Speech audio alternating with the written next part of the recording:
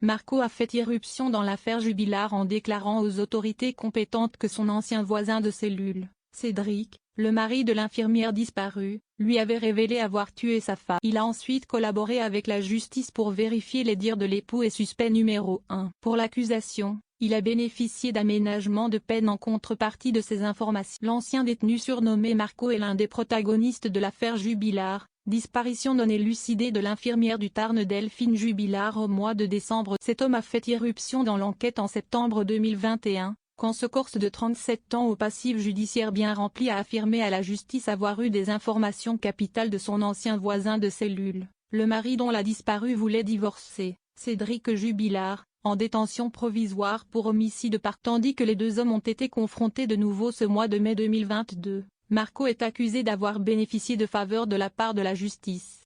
Cette dernière a alors remis les pendus. Selon les informations de France Bleu, le parquet de Toulouse a communiqué pour dire qu'il n'a pas négocié de remise en liberté avec l'ex-codétenu de Cédric Jubillar contrairement à ce qu'avait affirmé l'avocat de l'artisan tarnais sur l'antenne de à l'issue d'une après-midi entière de confrontation entre Cédric Jubillar et son ancien voisin de cellule Assès. Les avocats du mari de Delphine Jubillar ont affirmé que l'ex-détenu avait négocié sa remise en liberté contre la divulgation des aveux de l'artisan. C'est faux, dit le procureur de la République.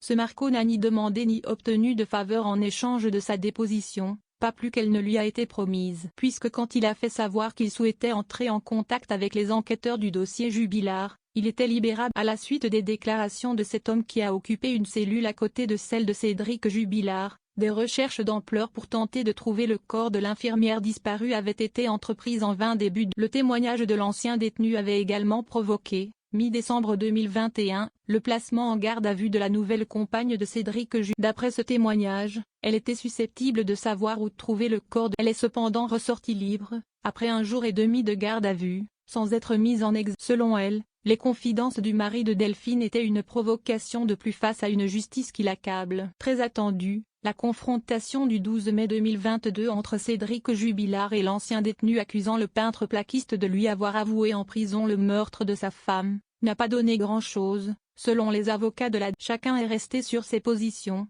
a déclaré l'un de ses avocats, Jean-Baptiste Allary, à l'issue de 4 heures de confrontation devant les juges. Pour l'heure, Cédric Jubillar reste derrière les barreaux, la justice estimant que les enquêteurs ont apporté suffisamment d'éléments sur la culpabilité du peintre plaquiste de 34 ans pour le maintenir en prison, notamment avec l'expertise des lunettes cassées que portait sa femme le dernier soir où elle a été vue et l'analyse psychiatrique de celui qui est considéré comme le coupable idéal. Le mandat de dépôt à son encontre expire toutefois le 18 juin prochain. Il ne peut donc pas rester en détention provisoire au-delà sans un débat devant le juge des libertés. Cédric Jubillar reste présumé innocent des faits qui lui sont reprochés jusqu'au jugement définitif de cette affaire.